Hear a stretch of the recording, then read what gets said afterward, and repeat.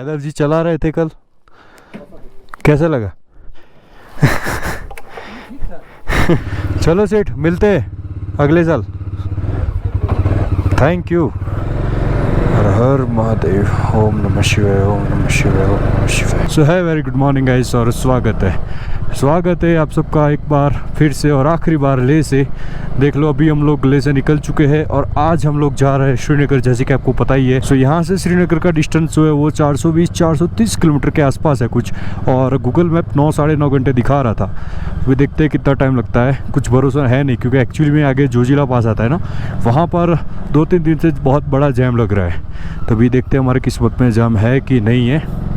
Let's hope for the best. Anyways, so अभी बज रहे हैं सुबह के आई थिंक 7 और अभी हम लोग निकल चुके अपने डेस्टिनेशन के लिए, श्रीनगर के लिए। और आई होप कि आज मौसम अच्छा हो, क्योंकि सुबह हम लोग जब उठे थे ना तब वैसा बारिश वाला माहौल था, अभी अच्छी खासी धूप आ रही है। सो देखते हैं कैसा होता है। अगर मौसम अच्छा रहा तो काफ़ी अच्छी स्पीड से हम लोग क्रूज़ कर पाएंगे, अदरवाइज थोड़ी सी दिक्कत हो सकती है। और ये देख लो, ये है मॉल रोड ले का मेन मार्केट जो बोलते हैं ना, मॉल रोड बोलते हैं, वो वाला मार्केट था वो। अभी तो खैर आपको कोई नहीं दिखेगा, लेकिन शाम के टाइम पे बहुत सारी भीड़ आपको वहाँ पर देखने को मिल जाएगी। और देखो आज का हमारा वीडियो मोस्टली मोटो व्लॉग रहने वाला है, लेकिन उसके अलावा भी बीच में कारगिल आएगा। कारगिल वॉर मेमोरियल हम लोग विजिट करने वाले हैं, और भी 1-2 प्लेसेस है, अगर वो हमें ठीक लगते, मतलब टाइमिंग हमारा सेट होता है तो हम डेफिनेटली उस प्लेस को विजिट करने वाले हैं। So make sure you watch the video till the end. ऐसा नहीं है कि सिर्फ और सिर्फ मोटो व्लॉग है, दूसरे प्लेसेस भी हम आपको दिखाने वाले हैं।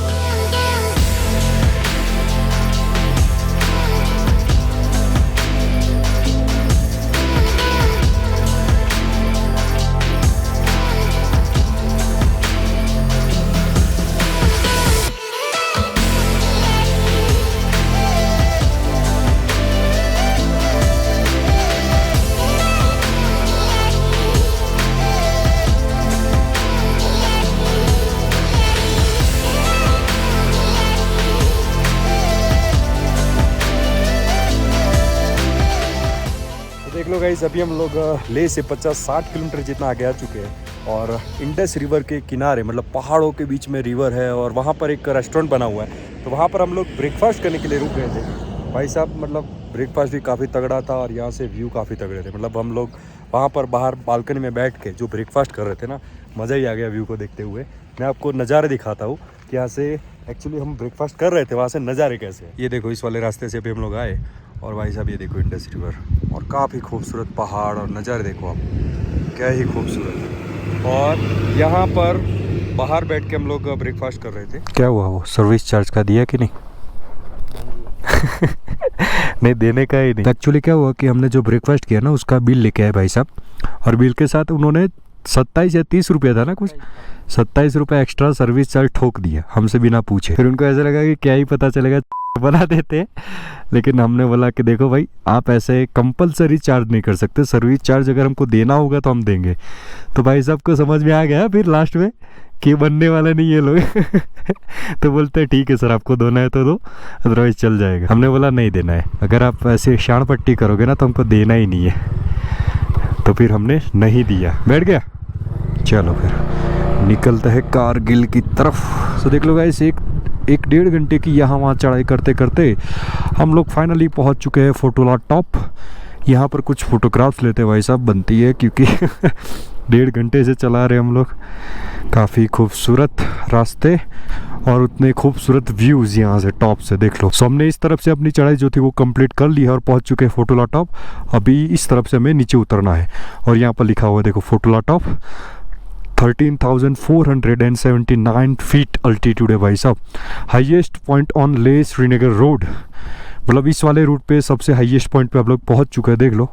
तो भी यहाँ पर कुछ फोटोग्राफ्स लेते हैं, उसके बाद नीचे की ओर चलते हैं। A few moments later. सो देख लो गाइस, जब हम लोग फोटोला टॉप पे पहुँचे थे तो कोई नहीं था, सिर्फ हमने यहाँ पर अपना बैग रख दिया था और फ़ोटो खींच रहे थे। अभी 5 मिनट में देखो क्या हाल हो गया है, मतलब भीड़ ही भीड़।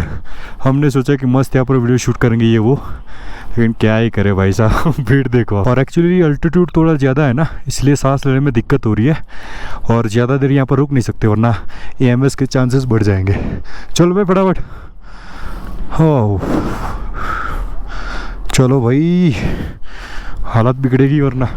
सो देख लो गाइस, अभी हम लोग पहुंच चुके हैं कारगिल। आपको मेरे लेफ्ट साइड पे जो सिटी दिख रही है ना, ये पूरी कारगिल सिटी है। तो देखो, अगर आप भी हमारी तरह राइड कर रहे हो, ड्राइव कर रहे हो, ट्रैवल कर रहे हो, तो यहाँ पर आपको गैराज से लेकर रेस्टोरेंट्स, कैफ़े, होटल सब कुछ मिल जाएगा। काफ़ी बड़ा सिटी है। और अभी हम लोग इस सिटी को क्रॉस करके जा रहे हैं द्रास की तरफ। द्रास में जाके हम लोग वॉर मेमोरियल देखने वाले हैं, आपको दिखाने वाले हैं। बहुत ही अच्छा मेमोरियल है, बहुत ही अच्छी जगह है। तो हमको वहाँ पर एक्चुअली में रुकना है और यहाँ से आई थिंक 55-60 किलोमीटर के डिस्टेंस पर होगा वॉर मेमोरियल। तो इसीलिए अभी हम लोग कारगिल में नहीं रुक रहे, डायरेक्टली जा रहे हैं हम लोग द्रास के लिए, वॉर मेमोरियल विजिट करने के लिए। वाओ, देखो गाइस क्या खूबसूरत नज़ारे, ऊंचे ऊंचे पहाड़, हरे भरे घास के मैदान, पेड़, नदी, क्या बात है। इसका मतलब अभी हम लोग कश्मीर में एंटर करने ही वाले हैं, क्योंकि कश्मीर में आपको पहाड़ तो मिलेंगे लेकिन लद्दाख जैसे रूखे सूखे नहीं मिलेंगे, हरे भरे पहाड़ मिलेंगे और चारों तरफ आपको हरियाली देखने को मिल जाएगी। देखो क्या खूबसूरत नज़ारे, क्या खूबसूरत। देख लो गाइस, हम लोग पहुंच चुके हैं finally Kargil war memorial. Actually Dras में है लेकिन इसका नाम है कारगिल वॉर मेमोरियल। और ये देखो, और इसके ठीक सामने बना हुआ है पार्किंग। तो आपको यहाँ पर अपना व्हीकल पार्क करना है, उसके बाद अंदर की ओर जाना है। अब इसका एंट्री टिकट है, पार्किंग चार्जेस है कि नहीं है, क्या है, कैसा है, सारी इन्फॉर्मेशन बाइक को रख के नीचे उतर के देते हैं आपको। चलिए फिर। सो गाइस, देख लो, अभी हम लोग आ चुके हैं कारगिल वॉर मेमोरियल के अंदर, जो कि विजय पथ के नाम से भी जाना जाता है। यहाँ से स्ट्रेट एंट्री करके हम लोग पहुँचेंगे हमारे नेशनल फ्लैग के वहाँ पर। उसके बाद आगे इस तरफ भी आप जा सकते हो, इस तरफ भी जा सकते हो। तो सारा एरिया घूमने के बाद आपको यहाँ पर आना है और यहाँ पर 10 मिनट की एक मूवी दिखाई जाएगी। मतलब 1999 का जो वॉर हुआ था ना, उसके बारे में सारी की सारी जो इन्फॉर्मेशन है वो मूवी के थ्रू आपको यहाँ पर दी जाएगी। और दूसरी एक बात देखो भाई साहब, इस वॉर मेमोरियल में आपको एंट्री के लिए कोई भी एंट्री टिकट नहीं है, आप फ्री में एंट्री कर सकते हो। कैमरा, फ़ोन, किसी से भी फ़ोटो खींच सकते हो, वीडियो शूट कर सकते हो, कुछ भी कर सकते हो।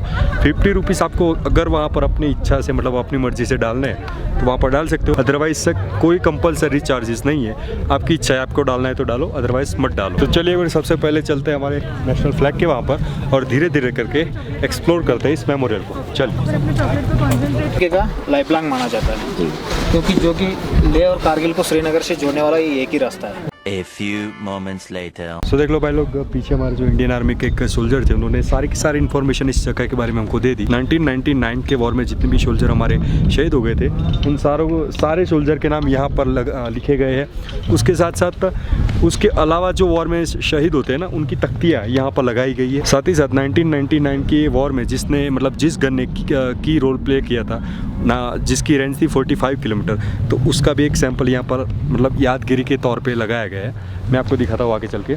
और उसके अलावा 2 छोटी गन भी रखाई गई जिसकी रेंज है 5 किलोमीटर, तो वो गन भी यहाँ पर लगाई गई है। साथ ही साथ जो बड़ी गन थी 45 किलोमीटर के रेंज वाली, वो गन भी आप पीछे देख सकते हो। इसके अलावा हमारे इंडियन एयरफोर्स के MiG-21, जिसने मतलब 1999 के वॉर में बहुत ही अहम भूमिका निभाई थी, उसका एक सैंपल भी यहाँ पर रखा गया है, मतलब टूरिस्ट को देखने के लिए कि एक्चुअली में MiG-21 कैसा होता था।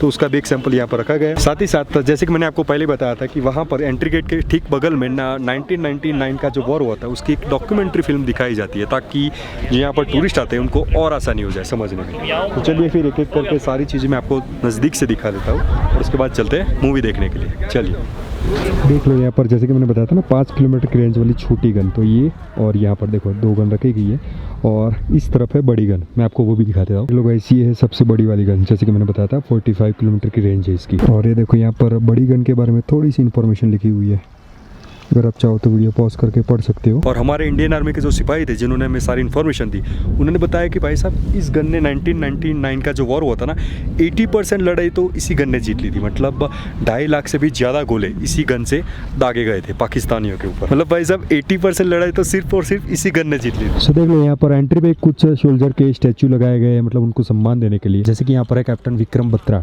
तो आपने शेरशाह मूवी देखी होगी ना, तो इनके ऊपर बेस्ड थी मूवी। तो देख लो, यहाँ पर उनका एक स्टैचू लगाया गया है और उसके बारे में थोड़ी सी इन्फॉर्मेशन लिखी गई है। एक्चुअली में यहाँ से आगे मैं लॉन पे जा नहीं सकता, अदरवाइज मैं आपको दिखा देता, लेकिन देख लो अगर आपको दिखे तो ये है कैप्टन विक्रम बत्रा। और भी ऐसे कई सोल्जर के यहाँ पर स्टैचू लगाए गए, देख लो, इस तरह भी लगाए गए और इस तरह भी लगाए गए।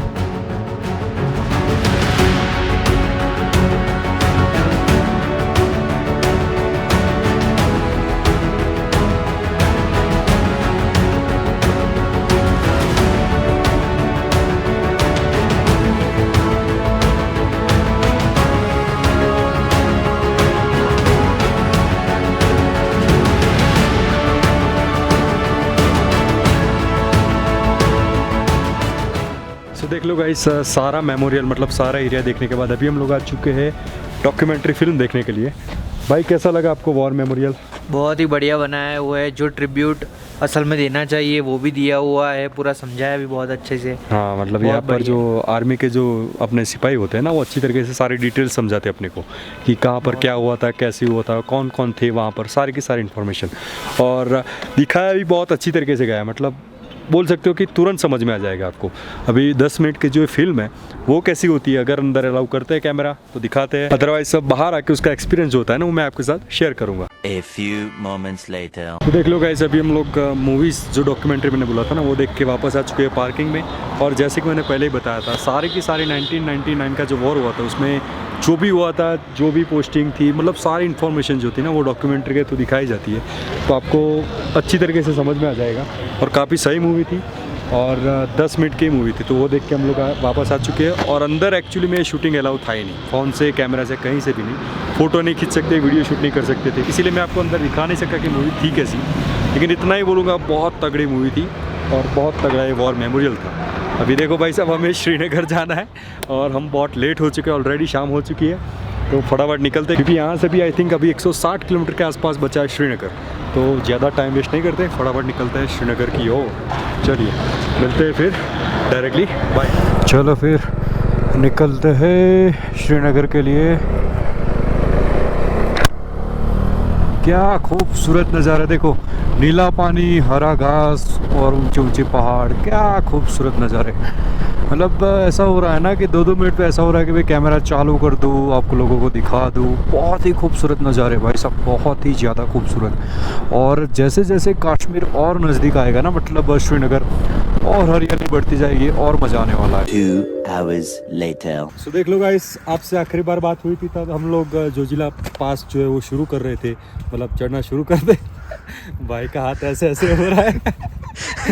तो हम लोग शुरू कर रहे थे, अभी हमने जस्ट कंप्लीट किया है जोजिला पास खत्म करके हम लोग नीचे आ चुके हैं, मतलब फ्लैट सड़क पे आ चुके हैं, पहाड़ से नीचे उतर चुके हैं।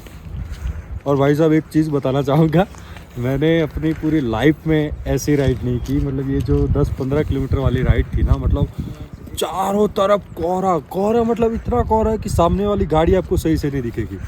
उसके ऊपर बारिश चालू, उसके ऊपर रोड का मतलब पूरी ऑफ रोड है, तो रोड का काम चालू था, इसलिए दोनों तरफ मिट्टी डाली हुई थी, तो बारिश की वजह से सारी मिट्टी रोड पे आके पूरा कीचड़ बन चुकी थी। और भाई साहब जो हालत ख़राब हुई है ना, मतलब बाइक मेरी कंट्रोल में नहीं थे, ऐसे ऐसे ऐसे ऐसे कहीं भी जा रही थी और नीचे इस तरफ खाई थी, ट्रक वाले भी ऐसे ऐसे घूम रहे थे। तो मेरी तो मतलब हालत बहुत ख़राब हो गई थी।